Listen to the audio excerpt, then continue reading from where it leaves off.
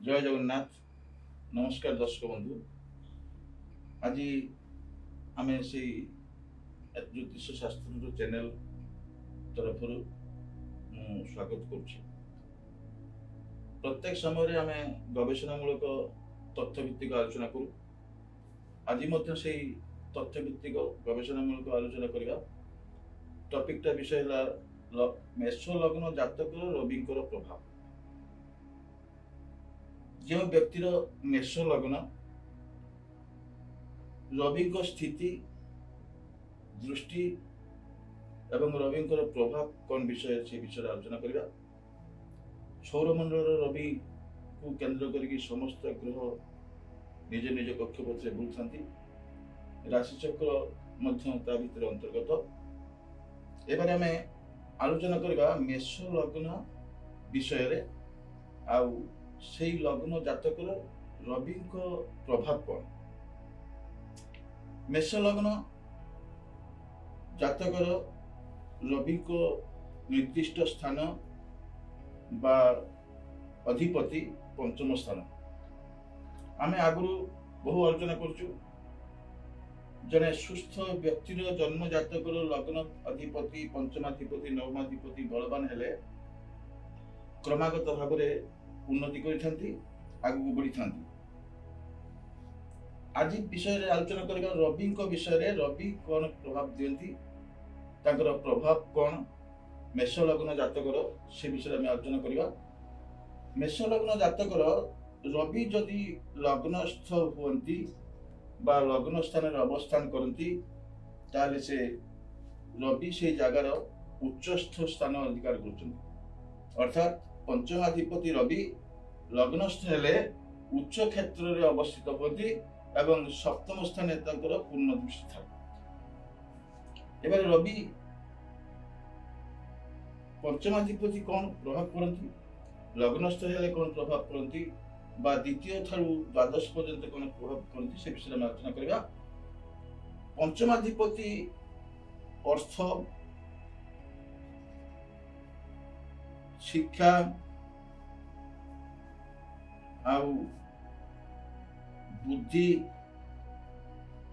ज्ञान सबकिछि पंचम स्थान तार अधिपति जदि लग्नस्थ हुए से व्यक्तिर निजस्व बुद्धि ज्ञान शिक्षा अर्थ प्रतिपत्ति इत्यादि फल स्थान रे अवस्थान करिवो यह हमें निश्चित।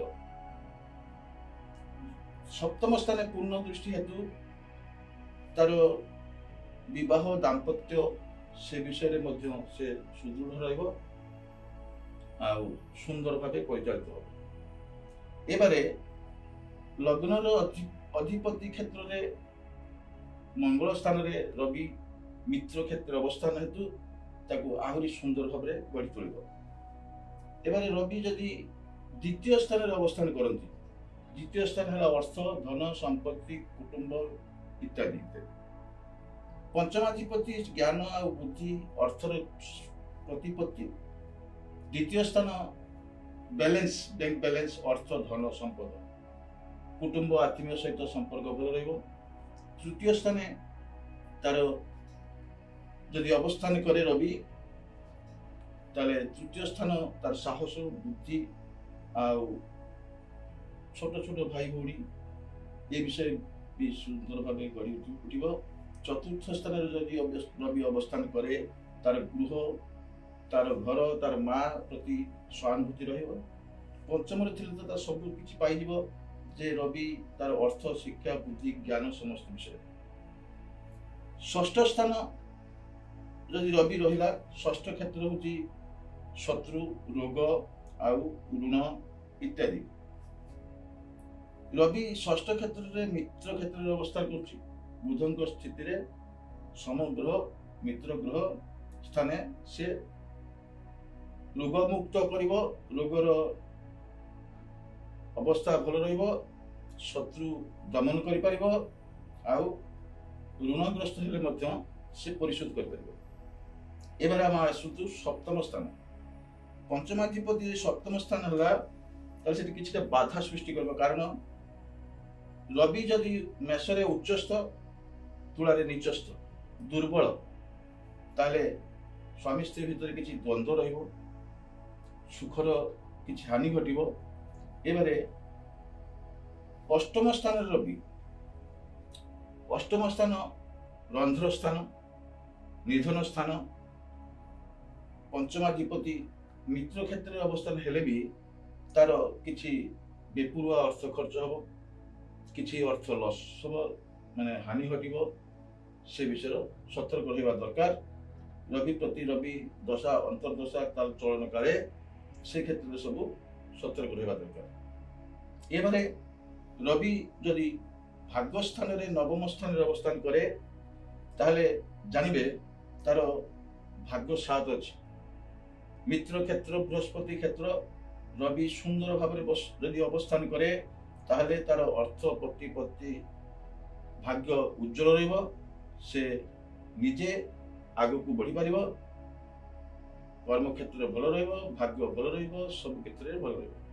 ଯଦି ପଞ୍ଚମାଧିପତି କର୍ମସ୍ଥାନରେ ରହେ ତାହେଲେ ଆମେ ଜାଣିବା ଯେ ତାର ସୁନ୍ଦର କର୍ମ ହବ, କର୍ମ ସ୍ଥାନ ଭଲ ରହିବ, ଉଚ୍ଚ ପଦବୀ ହାସଲ କରିପାରିବ ଏବଂ ସେ କର୍ମକ୍ଷେତ୍ରରେ ଅଭିବୃଦ୍ଧି ଘଟିବ।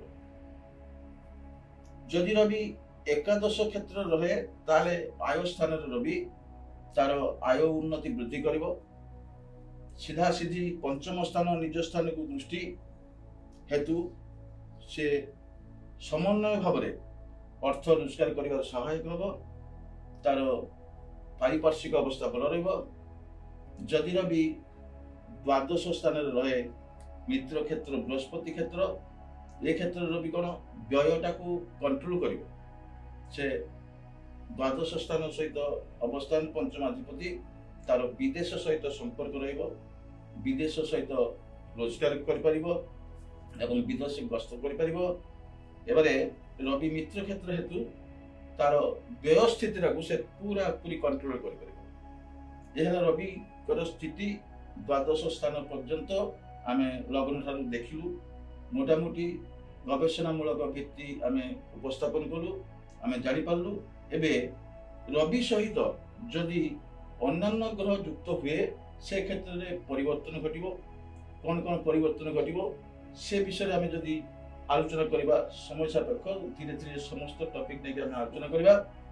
ଏବାରେ ଜାଣି ରଖିବା ଦରକାର, ରବି ଯଦି ଲଗ୍ନସ୍ଥ ହୁଏ, ପଞ୍ଚମସ୍ଥ ହୁଏ ଏବଂ ଭାଗ୍ୟସ୍ଥାନସ୍ଥ ହୁଏ ତାହେଲେ ସେ ବ୍ୟକ୍ତିର ଉତ୍ତରୋତ୍ତର ଉନ୍ନତି ବୃଦ୍ଧି ଘଟିବ, ତାର ଆଶା ଆକାଂକ୍ଷା ସମସ୍ତ ପୂର୍ଣ୍ଣ ହେବ, ସେ ଜଣେ ଭଦ୍ର ବ୍ୟକ୍ତି ଭାବରେ ପରିଚିତ ହେବ, ନାମ ଯଶ ଖ୍ୟାତି ବୃଦ୍ଧି ପାଇବ ଏବଂ ସେ ସବୁଥିରେ ଜୟ କରିପାରିବ।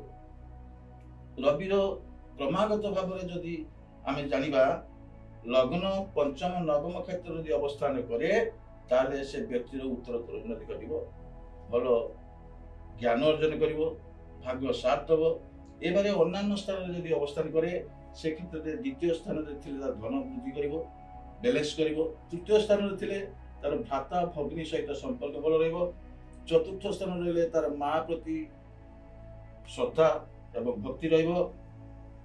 ଷଷ୍ଠ ସ୍ଥାନରେ ଥିଲେ ସେ ରୋଗ ମୁକ୍ତ କରିବ, ରୋଗ ଉପଶମ କରିବ ଏବଂ ଶତ୍ରୁ ଦମନ କରିବ। ସପ୍ତମ ସ୍ଥାନରେ ଥିଲେ କିଛିଟା ବାଧା ଘଟିବ ତାର ଦାମ୍ପତ୍ୟ ଜୀବନ ପ୍ରତି, ଏଇଟା ଆମେ ଜାଣି ରଖିବା ନିହାତି ଜରୁରୀ। ଅଷ୍ଟମ ସ୍ଥାନରେ ରହିଲେ ସେ କ୍ଷେତ୍ରରେ ମିତ୍ର କ୍ଷେତ୍ରରେ ରହିଲେ ବି ମଧ୍ୟ କିଛିଟା ଅର୍ଥ ହାନି କରିବ ଏବଂ ଦଶମ କ୍ଷେତ୍ରରେ ରହିଲେ କର୍ମଟାକୁ ଉଜ୍ଜଳ କରିବ, ଭଲ କର୍ମ ପାଇବ ଏବଂ ଏକାଦଶ କ୍ଷେତ୍ରରେ ରହିଲେ ତାର ଆୟ ଉନ୍ନତି ବୃଦ୍ଧି କରିବ ଏବଂ ଦ୍ୱାଦଶ କ୍ଷେତ୍ରରେ ରହିଲେ ମଧ୍ୟ ତାର ବ୍ୟୟଟାକୁ କଣ୍ଟ୍ରୋଲ କରିବ। ଏବେ ମୋଟାମୋଟି ଭାବେ ଆମେ ସବୁ ଜାଣିଗଲୁ।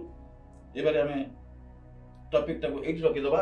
ପରବର୍ତ୍ତୀ ସମୟରେ ଆମେ ବିଶେଷ ଆଲୋଚନା କରିବା ରବିଙ୍କର ପ୍ରଭାବ ଅନ୍ୟ ଲଗ୍ନ ମାନଙ୍କରେ କେମିତି ରହିବ ଏବଂ ଅନ୍ୟ ଗ୍ରହ ମାନଙ୍କର ସ୍ଥିତି କେମିତି ରହିବ ସେ ବିଷୟରେ ଆମେ ଗବେଷଣାମୂଳକ ଭିତ୍ତି ଆଲୋଚନା କରିବା। ଆଜି ଏତିକି, ଧନ୍ୟବାଦ।